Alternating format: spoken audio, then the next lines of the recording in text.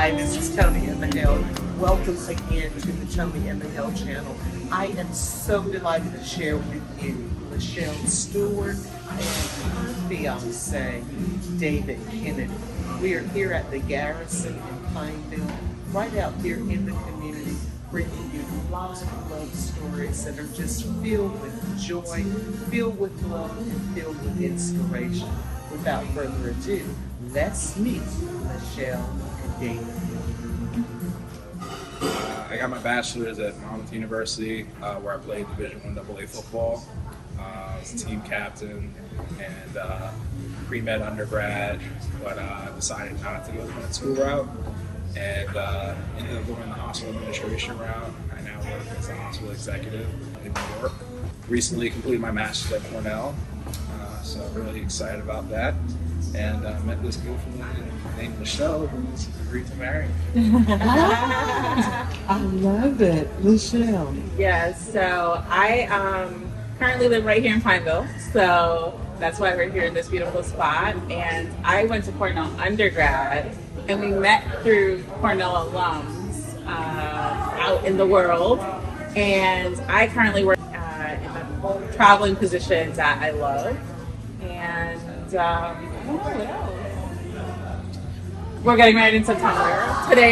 Tomorrow is actually our engagement party. So, we're just getting our lives together. So I was going to ask, now, David, you're from Harlem, New York. Yes. And you're from here in Pineville.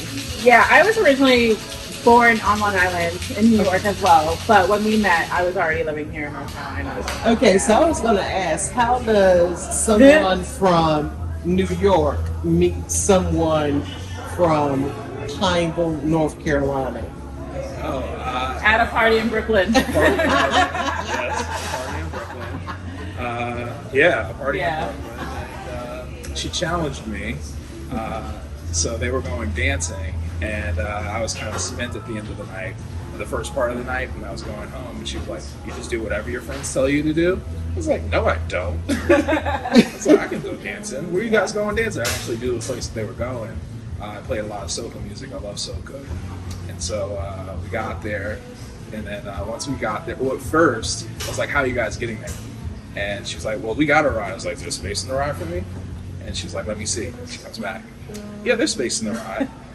So then we go, get in the car. She somehow snuggles up next to me. I'm not so sure about that. So we get to the bar, to the bar, the soca bar, and it was a cover charge. I never carry cash on me. It's like a thing. I always carry cash on me.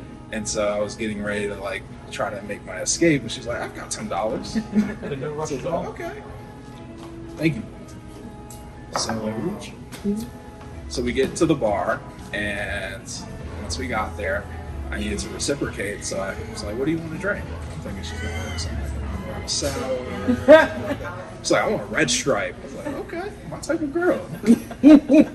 So I go to the bar, get her a red stripe, and got me two Miller High Lifes. And this is the made up part of the story. my truth. This is the absolutely made up part of the story. So the soca starts going. I don't know if you're familiar with soca, but your hips start to move, and her hips were moving a little bit. And I had my two little pillows in my hand, and she started whining all upon me. No. Okay, you two are gonna have to show us the sofa. I want to replay all of that. No, no. Is that not how? That is not how it went down. So he was pretty accurate until we got inside. I did ask for a red stripe because it was like a little divey type of bar, and I was like, all right, let me get something that has a lid on it. And then he approached me to dance, and we joked because he's left-handed, so he touched me with his lefty hand to kind of to dance, and that's how we started dancing. Not this story about the two Miller High Lifes. Like he was holding it like here. That did it. That's not what happened at all. And so from there, we danced all night long, and I knew she was leaving in the morning, so we exchanged our information. And I texted her the next morning, make sure she got on the flight all right. And she was keeping me honest because I had plans with friends. And she was like, "Did you make it to your plans with your friends?" I was like, "Yes, I made it. Don't worry, I'm too hungover for the night." Yeah. From there, I think it was just the story book from there. Yeah. We made another plan to go on our first official date when she came back to New York for work. And so we had our first date in Harlem. And from there, it just So you first met when? met in April of 2019. 2019. Okay. And that was right in the height of the pandemic. The year before. Year Yeah, before. so 2019. And how we met initially was in my role, I travel to different cities and different hospitals to make assessments. So I could be in Boston one day, New York another day, Chicago another day, LA another day. So I had friends in New York and they were like, "Hey, this party's happening and can you come?" So I was like, "Yeah, I can change my plans. I can fly in the morning." It was a Friday night. So I was like, "Oh, I can fly the Saturday morning." And that's how we met. That's how I ended up in Brooklyn. Okay, Yeah. so I know a lot of people these days, and particularly spanning the pandemic, had to get used to long distance relationships. What was the staying power of your relationship during that time? Because you met long distance anyway, but how was it that you were able to sustain and grow your relationship stronger during that time? Leverage technology. Yes. FaceTime. Yeah. FaceTime. But we were already used to doing that. I think we never saw it as an obstacle. Yeah. We were just like, all right, the mandates are here, so we're just gonna keep on the phone. We had strong conversations from the beginning. I think that was the foundation of our relationship. We had long conversations over time. Yeah. So by the time 2020 came, we were already established, and we were just like, we're gonna take this thing one day at a time. Yeah. I think also having careers in healthcare, Yeah. we kind of understood, what was going on. I was working in operations on the front lines and really, kind of in the thick of it. And I think, she understood the sacrifices, and I didn't have to explain my work, which really I think helped. Yeah. Just the understanding piece of it all. And so, and I think valuing the time that you do get together. Like when we did get together, it was just like, let's make the most of every moment, right? Because, at that time, tomorrow's not promised. So I think that was really, really important for us. So this question is for you, David. What made you decide, and how did you determine that this would be your wife? Oh, so on my first date with her, she told me, I have a daughter that's 11 years old. And she told me, I don't do kids. I was like, what? You don't do kids? But no, I wanted to know more. So I asked, I was like, why don't you do kids? And I tell her this often. I think this is where I fell in love with her mindset. Because she told me, she was like, I don't do kids because once we have one child, we don't have two. Once we have two, we have three. And so for me, I knew that she looked at my daughter not as just some outside child, but as a part of our family unit. And falling in love with that mindset, I was like, oh, this girl's just a little bit different here. And then just, getting to know her more, getting to know her background. Our backgrounds are very similar with our families. Yeah. And it was just like a lot that didn't have to be explained. We just kind of understood each other. So I think that's where I really fell in love. Michelle, that's powerful. So how do you tell a single father that you don't do children? Just like that. I'm very practical. I'm a straight shooter. So, I approached dating in the mindset of I was already happy in my life. And I was already, fulfilled. I had friends, I had my career. And I was open to meeting someone, but I definitely had Can I get you guys my anything own else? boundaries. No, thank you. I knew not so much what my boundaries were, but I knew what my preferences were. We all have our preferences. So I just said it. I was like, hey, I don't I'm not really interested in dating a man with kids. But you know, it really seemed to work for you because it was the deeper mindset that really intrigued him to stay with it, because it wasn't like you were saying, oh, your child will be an outcast. It's like, no, I know that with another child in the picture, that child will become part of us. Yes.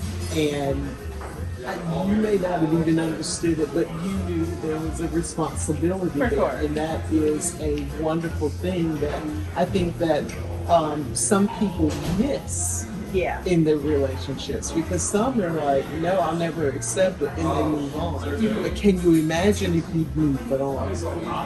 We wouldn't be here today. Right. And I think a lot of it was also his response to that, because, you know, you hear these stories where you say one thing to someone you're on a first or a second date with, and it shuts down the whole date. And he was very thoughtful about it, and he explained the situation and the background. She was 6 at the time. So he explained, you know, like, here's the background, everything's in order, everything's in place. I've done everything I need to do to make sure that, like, I'm whole and, you know, we can move forward in this way. So I think that gave me a comfort that, all right, I'm not walking into like this rocky situation. I'm not walking into like a chapter that isn't fully closed. You know, they were already co-parenting very successfully, and they had a great understanding about, you know, what the situation was. He has an amazing family backing in terms of a support system and village.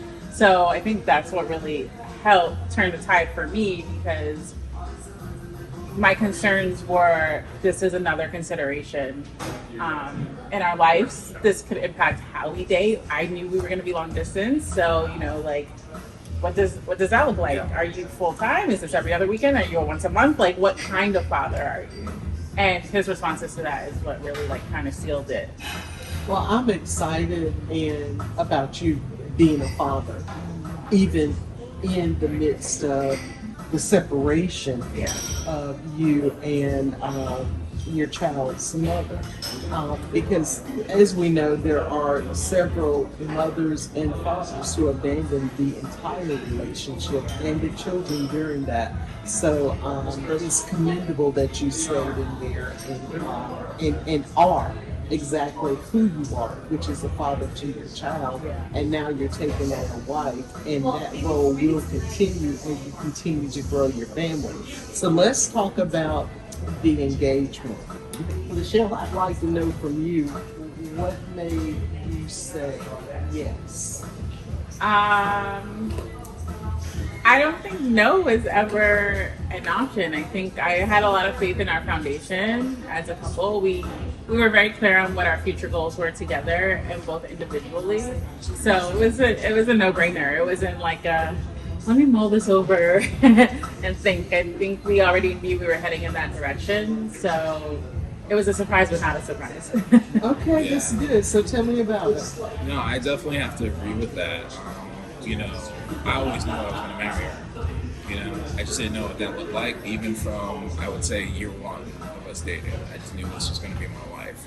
I was telling my mother that at some point, I think in year 2 or 3, I was like, I'm going to marry this girl. If I don't marry her, I'm not marrying anyone else. And not because, you know, I would give up just on dating. I just knew that this was the love of my life. You know, like, what's that movie, Bronx Tale, where he says you have 3 great ones, right, in your life? I think this was the great one right here.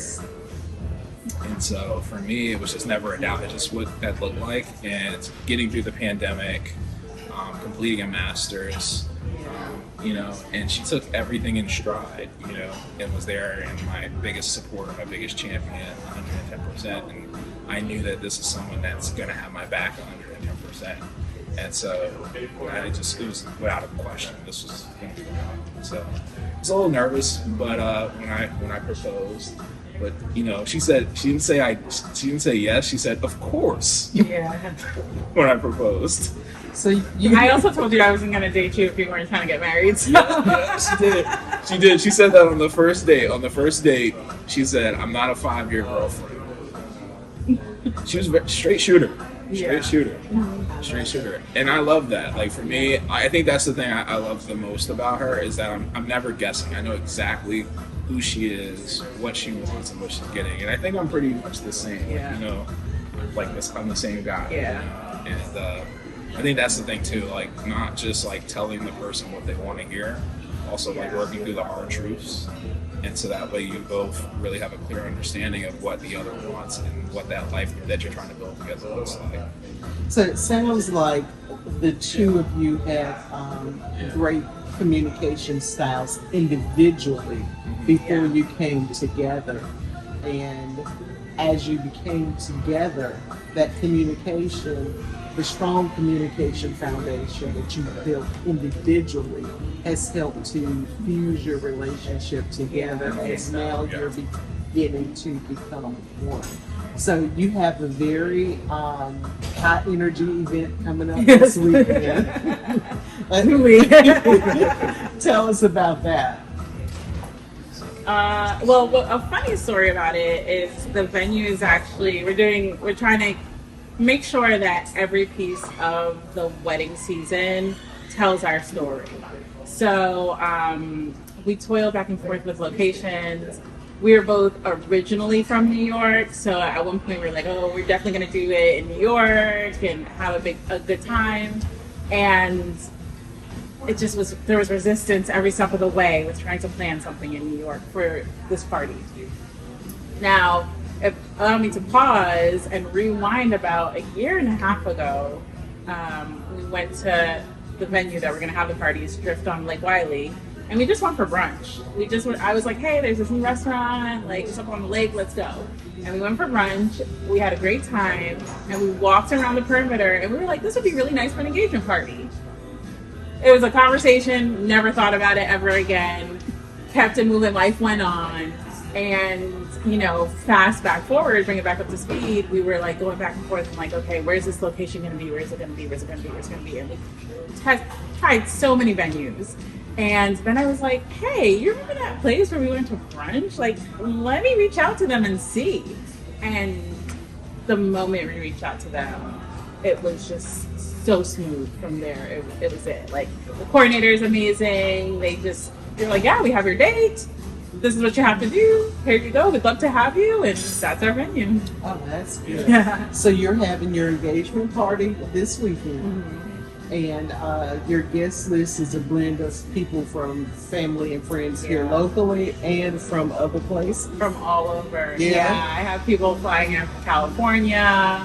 People are coming in from New York, Florida, DC.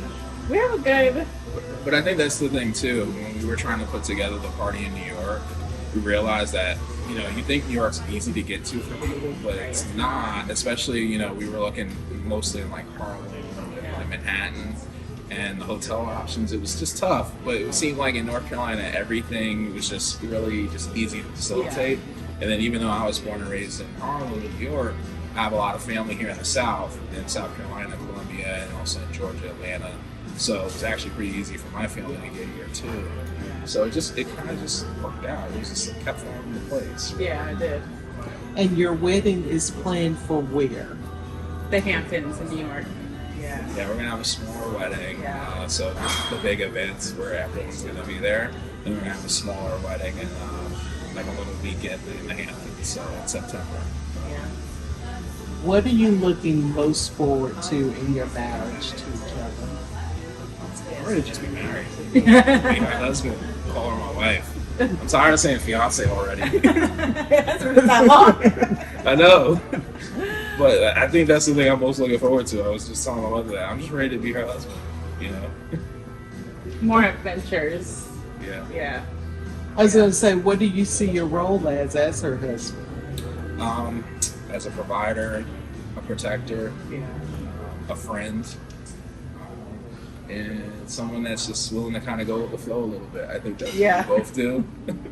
we do. I'm a little bit more type A.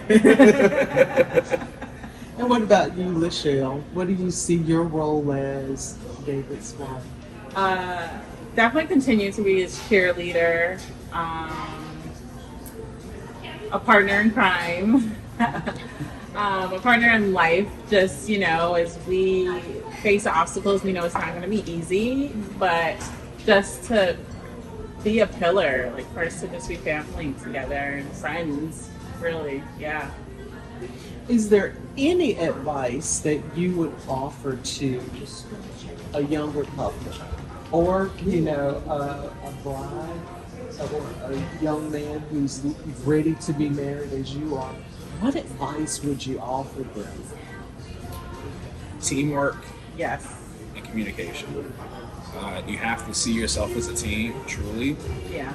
in everything, in every aspect of it, and communicate, even if it's uncomfortable, right? You have to be okay with with it being uncomfortable, so that way you can stay on the same page. And I think the last thing is sometimes turning off the ears, the white noise that's outside of the relationship. Just like, don't hear it. Focus on each other. I would say a lot of the same. Take it all in stride. Also, you have to be pretty introspective, so you have to be able to calibrate for yourself, like, how am I feeling now? Where do I want this to go? And then pull in the communication so that your partner knows. Because neither one of us are mind readers, but we remain on the same path together because we vocalize it. To add to that a little bit, learn when to walk away and then come back to it. So sometimes it gets, to the point where you need to like think about things a little bit, let it settle, and then come back to the table and have the conversation. I think that's what we do a really good job of. Is kind of let's table this for now. Let's think about it, be introspective, like you said, and then bring it back to the table.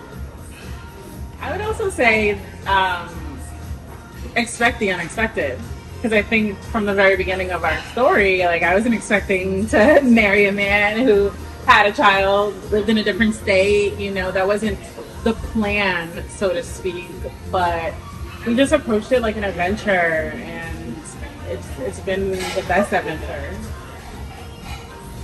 One last piece of advice, sorry. We have a lot to say to the younger couples. Run your own race. Yeah. Don't worry about comparisons and what other. I always tell people, even people that I mentor, that the horse that's looking down the track runs faster than the one that's looking to the side. Put the blinders on, focus on each other, run your own race. Don't worry about anybody else's. Everybody's story looks a little bit different. Everybody's race looks a little different. For sure. So there you have it, Laschelle and Nick. What an amazing couple. Thank you so much for sharing your love story, and thank you for being a part of this bridal series with Q City Metro in collaboration with the Toni Emehel